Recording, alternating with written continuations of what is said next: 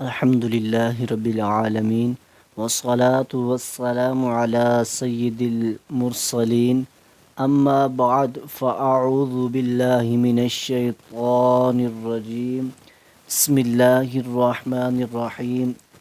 آج ہم سبق نمبر 21 پڑھیں گے جو وقف کے بارے میں ہے۔ یہ سبق بہت ہی اہم ہے۔ بعض اوقات ہم جب وقف کرتے ہیں تو ہمیں پتہ نہیں ہوتا کہ وقف کس طرح کرنا چاہیے۔ جب زیر ہو تو پھر کس طرح وقف ہوتا ہے، جب زبر ہو تو کس طرح ہوتا ہے، جب دو زبر آ جائیں تب کس طرح ہوتا ہے۔ آج ہم یہ سیکھیں گے۔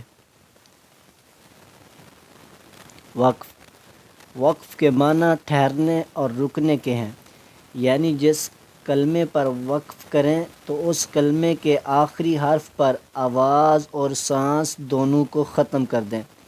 یعنی ہم جس کلمے پر وقف کریں گے تو اس کلمے پر ہم اپنی آواز اور سانس دونوں کو ختم کر دیں گے۔ جیسے آخری حرف پر آواز اور سانس دونوں کو ختم کر دیا۔ صادقین، آگے وقف صادقین۔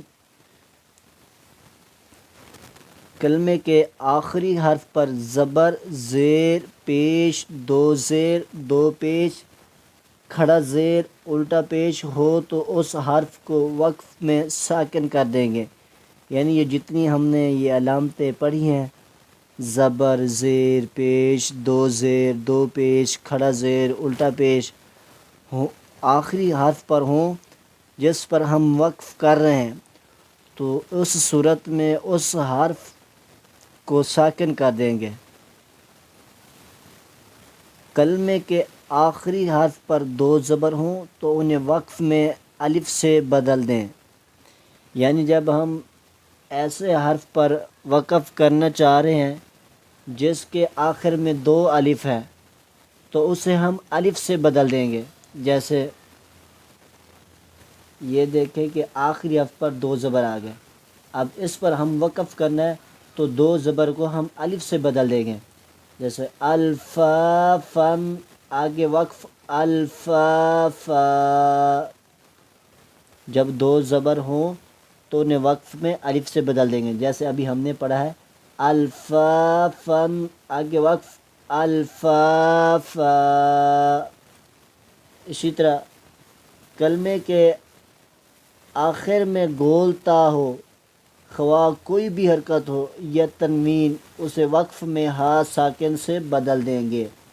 ابھی ہم نے ایک قاعدہ پڑھا کہ کلمے کے آخر میں گول تا ہو تو گول تا پر خواہ کوئی بھی حرکت ہو چاہے تنوین ہو تو اس وقف کی صورت میں اسے ہا سے بدل دیں گے۔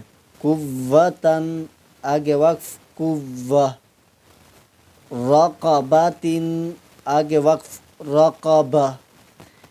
قرآن پاک میں جہاں کہیں بھی آخری حرف گول تا ہو اور اس پر وقف کر رہے ہو تو وقف کی صورت میں گول تا کو ہا ساکن سے بدل دیں گے۔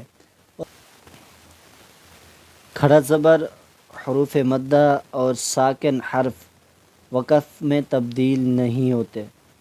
کھڑا زبر ہے تو ساکن حرف ہے تب بھی وقف کی صورت میں اس کو ساکن پڑھیں گے تو وقف میں آخری حرف ساکن ہو جاتا ہے۔ اگر ویسے ساکن حرف آ جائے تو یہ بھی تبدیل نہیں ہوگا تو اپنی اصل صورت میں باقی رہے گا۔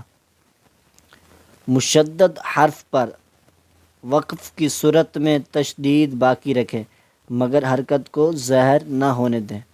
اب جس حرف پر وقف کر رہے ہیں وہ مشدد والا حرف ہے، تشدید والا حرف ہے، اس پر تشدید ہے تو وقف کرنے کی صورت میں تشدید باقی رکھیں گے مگر حرکت کو ظاہر نہیں کریں گے، یعنی اس کی حرکت نہیں پڑھیں گے۔